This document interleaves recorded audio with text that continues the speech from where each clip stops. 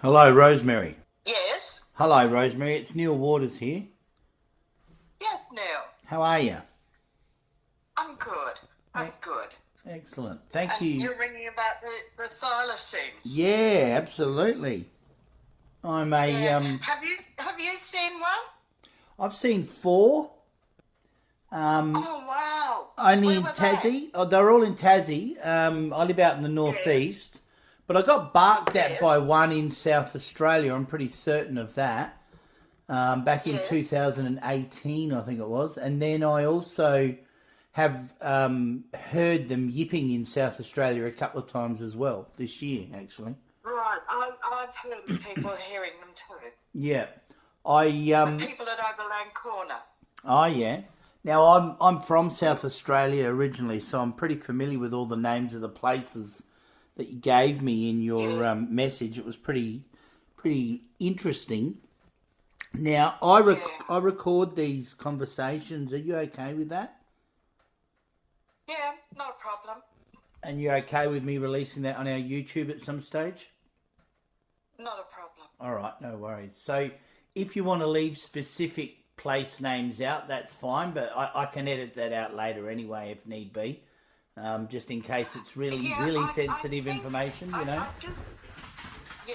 I'd just be a bit concerned that people might go looking for them. Yeah, If they knew where they were. yeah, I don't know. I haven't heard of any sightings for a long time now, but as I said, there were a number of sightings around yep. down in the Mallee. I was down in the southeast along the Coorong on a property inland when I, I saw the one I saw, so what year and was that was that? 50 years ago. So that was in the 70s. Yeah, So 50 years ago, that would have been about 1978, something like that. yeah. 73, No, 50 hang years on. When ago, was yeah. it? No, no, no, no, no, no. Before that, it was 73 Yep. because that was, oh, no, it would have been 72 because it was when I was pregnant with my daughter and she was born in 73. Okay. There And I was know for a fact that my cousin saw it. It was either the 73 or 74 floods up the river on the there. Murray. Yep, yep. Mm. Yeah. So your sighting, let's hear about that because you had a lot of information there, but I want to hear about your sighting. So explain to me again what exactly happened on the day. Yeah, I was staying with friends down in the Coorong. They lived off Henry Creek Road, and they'd asked me to go down to the bus stop to pick up the children. The children used to have to catch the bus into I can't remember where it was, Policeman's Point or somewhere like that. And as I came over the hill or a mound, there was erosion there, granite. Yep. And this was in broad daylight. This was about 4 o'clock. Oh, yeah, about 4 o'clock, 4:30. And there was this animal right out in the open, and I was fairly close to it. I couldn't say, how far away I was, but it wasn't very far. And I stopped the vehicle, and I just sat there and I watched it. And it had distinctive lines across its back, across its rump. Yep. It had a big head on it, and it had that tapered tail. And I sat there watching it for a couple of minutes, and then it didn't seem concerned about me being there. But this property it was a large property, Yep. and there was a lot of native vegetation on it and around the property. Yep. And anyway, then it just slowly loped off.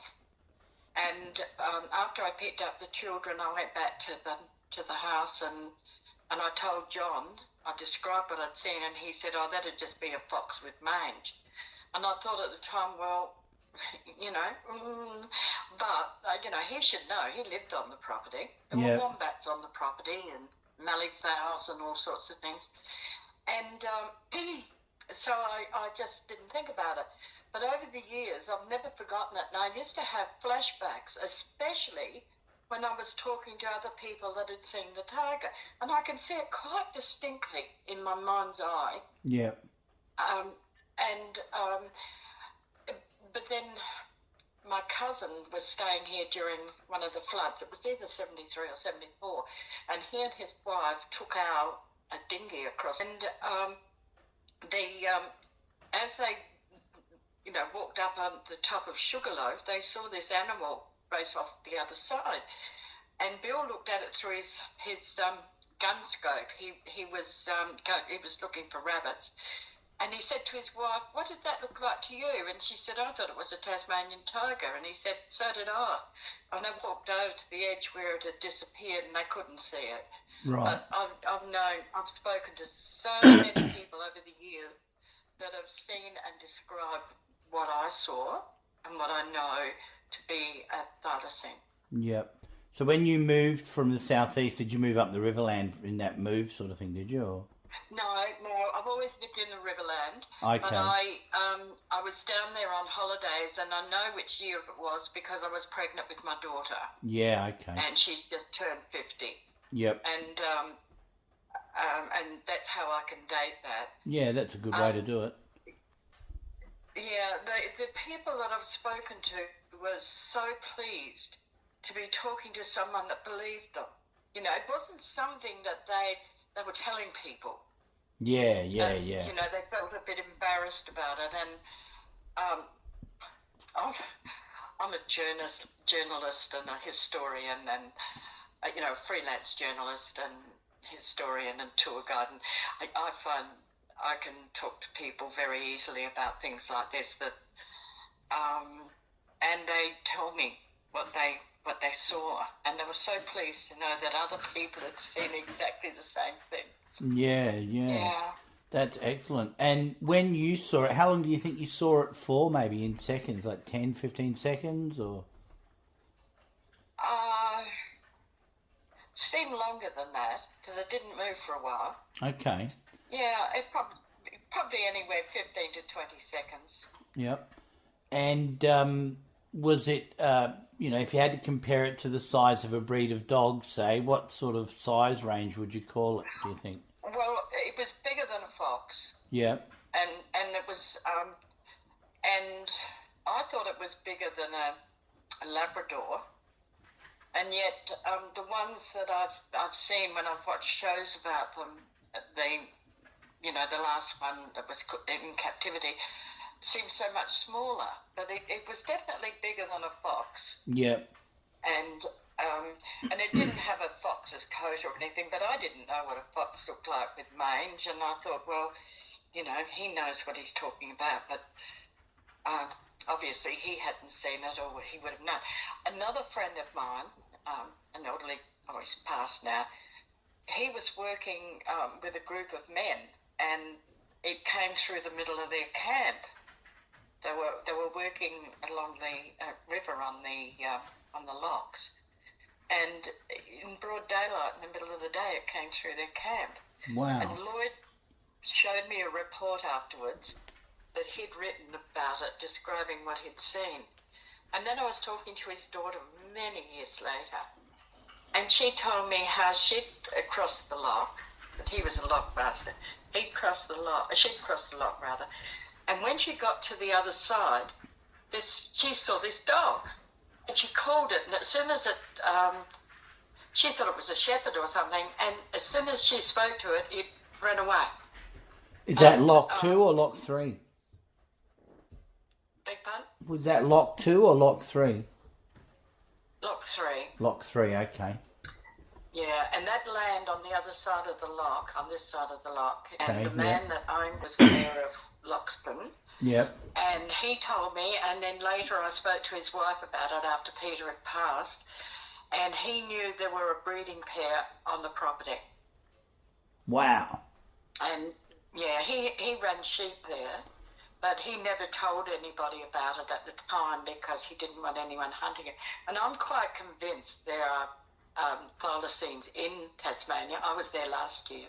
Okay. And, in that bush, they could easily be there, and I'm quite sure that people that live in those areas are aware of them, but they're not telling people because they don't want them to be hunted, because that idiot, whoever promised to pay people $1 million or something if they got a carcass. Oh, that was Ted Turner, an American billionaire.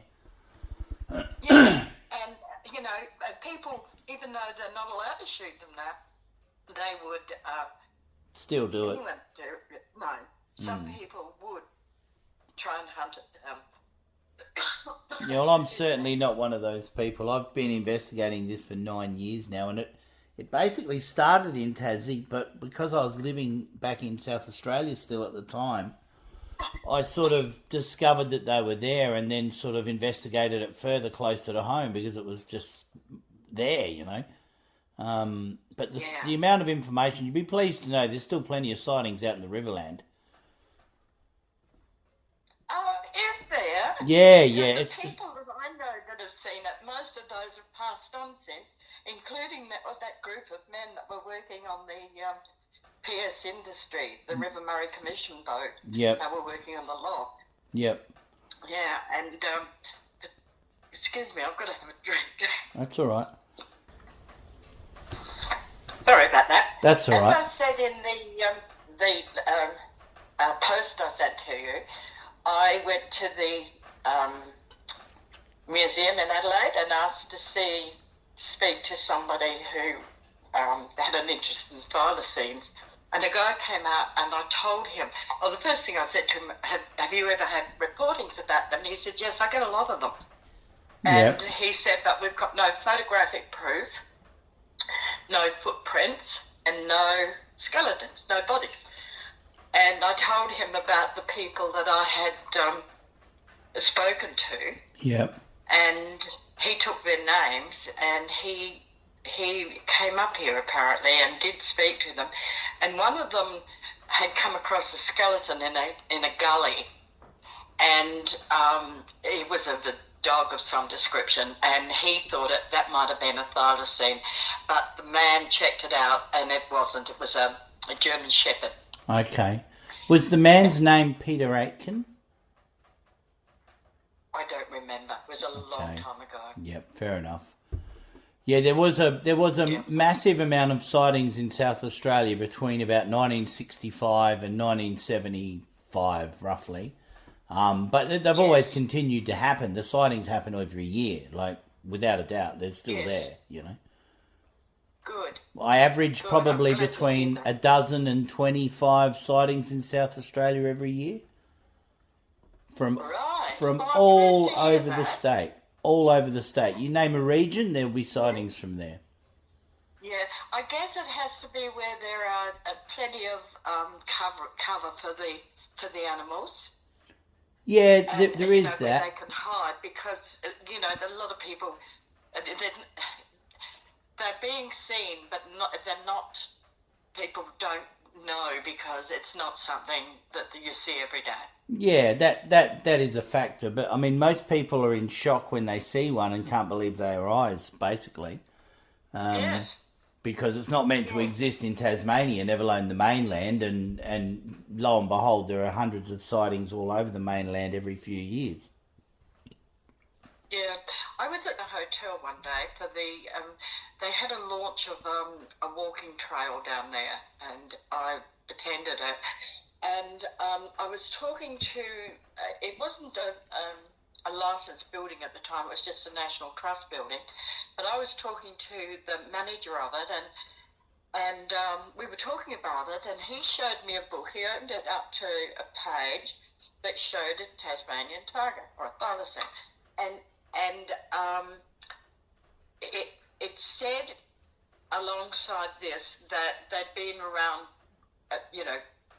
2,000 years ago. Yep. They were noted in the area. And a woman happened to be near us, and she pointed at it, and she said, I've seen that at my place. And she lived up the road from the hotel. And she'd seen it walking, prowling around the edge of her garden, and she'd seen that in broad daylight. Yeah. And plus she used to hear a strange yapping of an animal at night. Yeah, they do And that. there's not a lot of people that live, so it's mainly bush, Yep.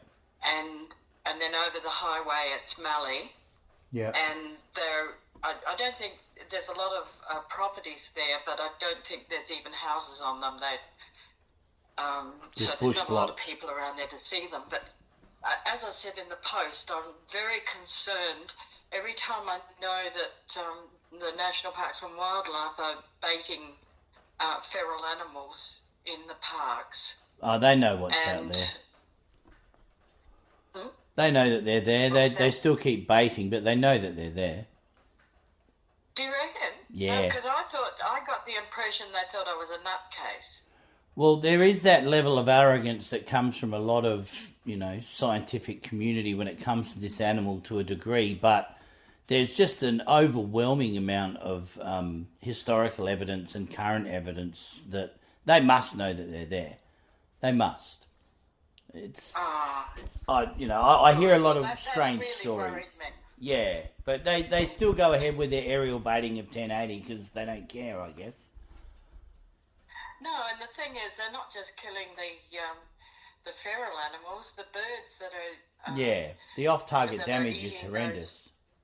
they're being killed too. Yeah, that's So it. that's a bit of a worry. But I've heard of people camped at Overland Corner too, and they've seen this wild dog come through their camp. Yep. So there are lots of sightings out there that I've personally known. It's over the other side. Over the other side of the river So is it's lock, it's on the lock Morgan 3, and side. At the rear adjuts the Yeah. and if you go further west, God, it's not very far. In fact, does go down that far.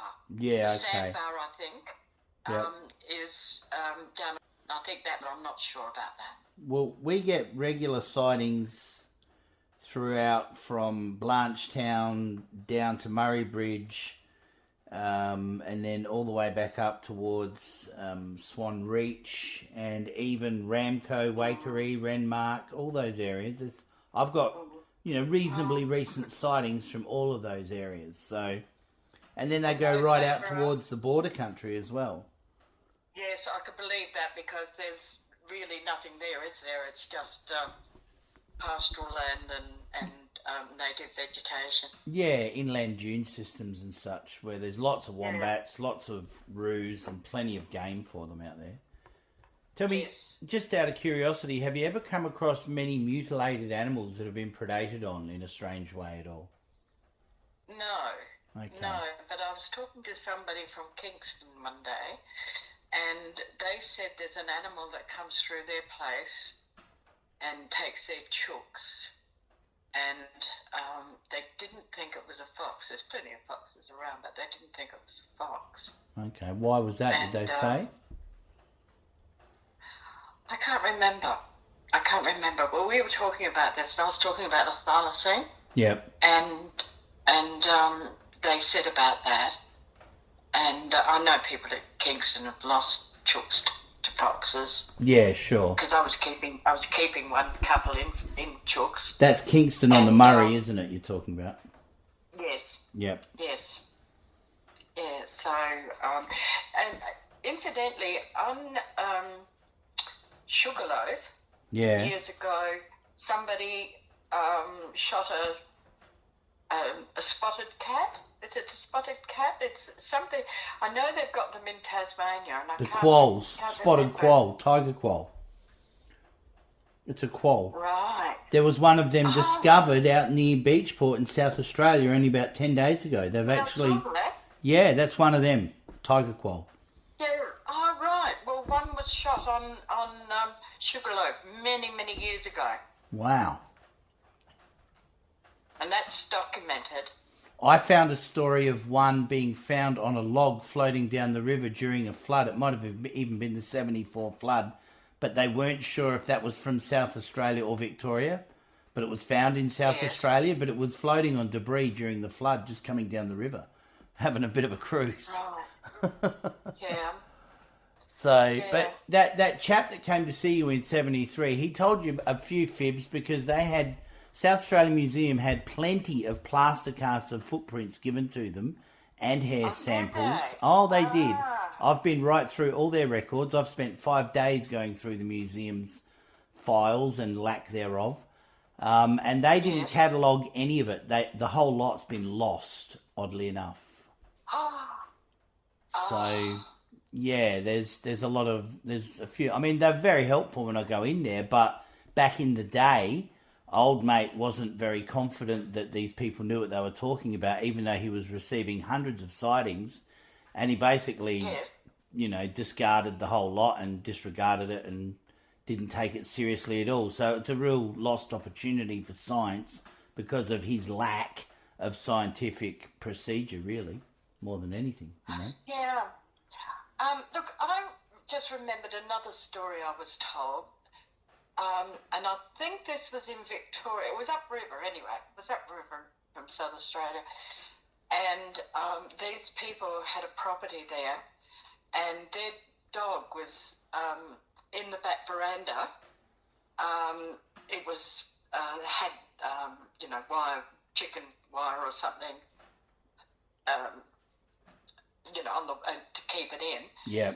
And this night the dog was going absolutely mad. He's going bonkers, and he went through the wire to whatever was out there, and they never saw it again. So whatever had it chased, It took him. obviously, it wasn't a big dog. Yeah, but it And, took the dog. and that was another story I've heard. And the other thing is that I know people that are around Bendigo, around Ballarat, Yep. and they told me that about the panther that comes through Okay. every now and again at night, and they hear it as it's going through. But I have a friend who flies aeroplanes, so lighter aircraft, Yep. and he was where did he say he was? He was in Victoria, and I don't know where he was flying at the time, but below him, out in the open, he saw a massive cat, black cat, and he flew down so that he could see it. Okay, and have another look at it. And he said it was bigger. I know you can get wild cats that are the length of a spade. Yep. I've heard of people that are used to shoot them over on the west coast somewhere around dams, Yep. and they were massive. But this wasn't a wild cat. This was a big cat, Yep. and it was out in the open, and this man's still alive. So, that was an interesting story. I find these things absolutely fascinating. Well, being in tourism, you get to speak to a lot of people, I suppose, and hear lots of stories. Yeah, although this was mainly, I had one couple here once. I was tied up with the Doctor Irrigation and Steam Museum, and I was taking a tour, and I met this nice couple from near, where was it? Yadunda. Oh, yeah. They lived near there, but they had seen a Tasmanian tiger. Out near And Uganda that way. was near Coorong, and they saw it at night. It was lit up was on the road, and it lit up in their headlights. Yep. And they both saw it, and they said no one would believe them. Yeah, But, no one from the museum would, but yeah, I will. Yeah. Ah, Well, that's really fascinating. You've obviously had a lot of interest in this over the years, and it's always sort of come back in and out of your life, yeah? yes. I haven't, as I said, I haven't heard from anybody recently, but then again, I haven't asked anybody either. I do tell people, and I know, especially when you say at Overland Corner, because they think, oh yeah, she's been in the pub. And, but, yeah, I'm just fascinated about things like that. And we've got a book here somewhere, and it's about thylacines and what else? The panther. Yeah. And about the snowman. What's The Yowies. Yes, the Yowies. That's not the one And by it's Tony written- Healy and Paul Cropper, is it? No, I don't know. Don't know. Okay. And they talk about they found the carcass of I think it was a cow. It was a cow or a sheep up a tree. Yeah. Yeah. I've seen lots of And- photos of examples of that. Yes. And yes. big adult male kangaroos that too. It fascinated me too. And I'm a great believer in all these things. I think just because we don't see them, it doesn't mean they don't exist. It just means that they're keeping out of our way. Yeah, that's it. Apex predators are very smart. And the other thing is that I was studying to become a bookmark guide at one stage, and there was a guy there from National Parks and Wildlife, and he told me that when he was in the Northern Territory as a ranger, he found an Aboriginal cave with Aboriginal drawings in, and they'd drawn the panther.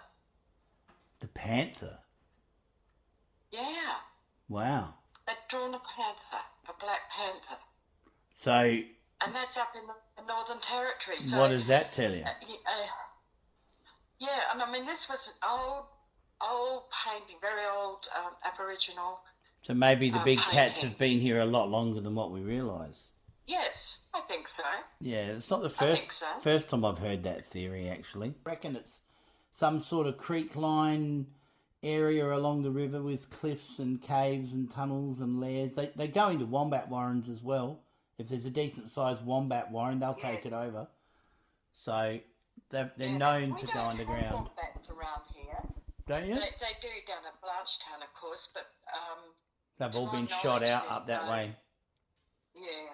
But there may still be a big warrens. That's even more opportunity for them then. They don't have to compete for the warrens if they're still there.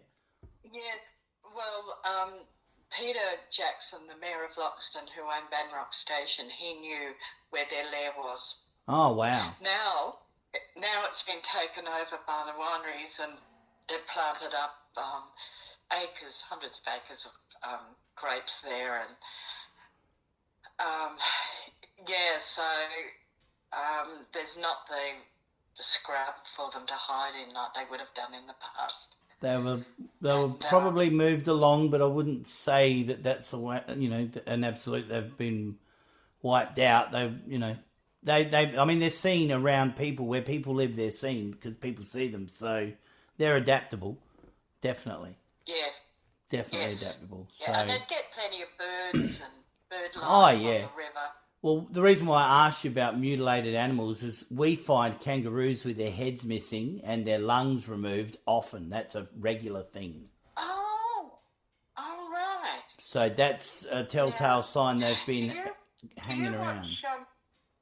Do you watch YouTube, Tassie Boy and Rob Parsons? No, I don't, but I'm familiar with him and he did a bit of a doco recently. We've got our own YouTube channel that's, does all of that sort of stuff as well. But yeah, I am familiar with Rob. He actually recorded some we've been audio. watching them. He got some audio. Yes. He did. Yeah, we've been watching them for a few years now, Yep. and we're great admirers of their work, He does some great stuff. He's been in a lot of trouble for filming and making money out of filming. I know, and it's disgusting. It's disgusting. It's just typical government interference, isn't it? I know. Yeah. I know. I'm very angry about that, and I just cannot understand why they're not appreciated, because they have millions of viewers all around the world, and they're showing Tasmania in the wilderness, where other Inspiring just people to haven't come got that and spend their access. money. Yeah, exactly. And yet they've done that to them, and it just makes me sick. I just do not like bureaucrats and government departments and governments. Don't talk to me about that old chestnut. I could talk your ears off if you want to talk about corrupt governments, but let's stay on a positive note, yeah?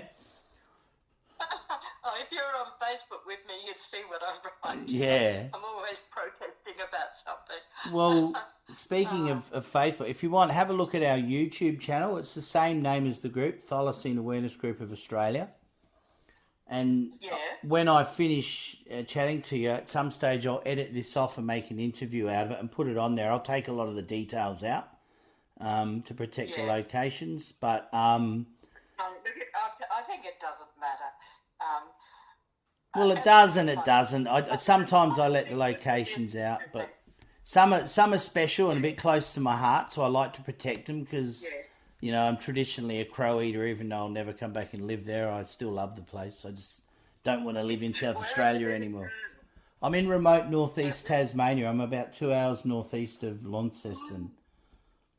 And I hear them yipping out near my house regularly. Like, they're out here. So I don't really... To keep, you know, with the cost of fuel and stuff, I try and keep all my cameras, because I've got about 60 odd trail cameras in the bush in Tassie, and plus we've got a heap in South Australia as well. So we're trying to cover as many areas as we can just to try and get that elusive shot. But it keeps us out of trouble. It keeps us busy, that's for sure. There's so much information. Yeah. Oh, it's been lovely talking to you. I'm pleased that somebody's listening. Yeah, no, I'm definitely listening and happy to... All that information I had. Yep. Yeah. I'll certainly... I've already passed on most of it to Mark, my offsider in South Australia. But I'll just give him a few more details and we'll go from there. But I'll let you know if we manage to get up that way and have a look. Him and Mick are always looking for adventures, so... No doubt they'll want to go for a drive up there and check out the lay of the land, so it'll be good. Well, you'd be interested to know that I'm a historian and that I've been researching the Loveday internment camp for the last 40 years. Wow, okay. And we that, had why was it an internment camp? Was that from World War II? Yes. Okay. And it was the largest group of internment camps in Australia, and they grew opium poppies out there for morphine for the war effort. They were the largest suppliers. Oh, really? Yeah, and it's the most... I've actually... I'm on the website now. Oh, I will be soon.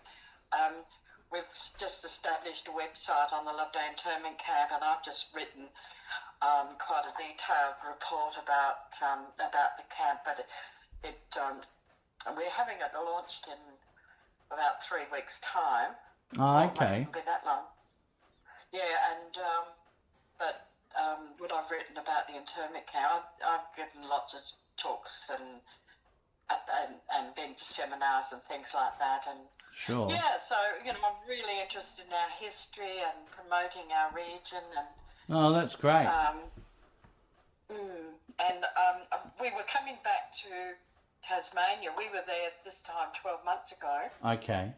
And about a week's time, I think. And we were there when the floods stopped the ferry from operating. Yeah, okay, yep. And we were staying where not far from where the ferry comes in. At Devonport. And yes, near there. And anyway, we were going back. We loved it so much. My daughter had been there before, and her friends, they normally go away together for Masters Games, and they were called off in Alice Springs. Yep. So Gloria rang down and said, Yolanda, and said, seeing there won't be any Masters Games on, let's say we take your mother to Tassie. And that's what we did, and I absolutely loved it. It was just, and we were going back this year, we were going back earlier, and then our cat got very ill and cost us $4,000 at the vets. So that was the holiday gone. Yeah. And then but some. we hope to get back there in March next year, No worries. if we can. Yeah, and I just loved it so much, and I love the people and the friendliness of the Tasmanian people everywhere you went, and the history, and I Yeah, never you'd thought I love the could go history down here. There's plenty of that. everywhere, Yeah. everywhere. And we went to all the museums. When I went to Port Arthur, I'd always said I'd never be able to go there because of all the horror that the prisoners endured. You know, the ones that have been brought up from England, and then that massacre. But strangely enough, when I went there, I found it absolutely beautiful. And we went across that little island where where people were buried, the early settlers and also convicts. Yep. And but we went on the ghost tour that night, and I didn't. When I went to the tea rooms where the massacre happened, I didn't pick up on any of the horror. I picked up on the tranquility. Okay. So people had been through there and Found. cleansed it. Yeah. Okay. Yeah, I personally wouldn't go to Port Arthur purely because of all of that bad juju. I just don't have any interest in it, to be honest. Well, I didn't think I would either, but I thought it was the most beautiful place. Yeah. I'm very spiritual. I'm very psychic, and I pick up on things like that. But I didn't at all. All I felt was the tranquility. But of course, there was that tranquility pool there. Yeah. Or whatever it was. Yeah, I went past there once on a boat tour, and it was a beautiful spot. But yeah, I just didn't like the stuff that's gone down there has been pretty awful. So it's horrific, isn't it? Yeah. All right. Well, look, I'll end it there. But thank you very much for your time again, Rosemary. I really appreciate it. And if you hear any more, by all means, get back in touch. And if you get a chance, Yes, I will. have a look at our YouTube channel because there's heaps of info on there, and our Yes, I will. website as well. I'll wait till my daughter comes home. I'll wait till she comes home and because she's working away at present, because we sit down and watch all these programs together. Oh, yeah, and cool. we wait until we're both here. So we will do that. We'll get the popcorn out, and I hope you enjoy it. Lovely. Thank you very much. All right, no worries. Lovely Thanks a lot for your talking to time. You too. Bye-bye. Okay. Yeah. Ta-da.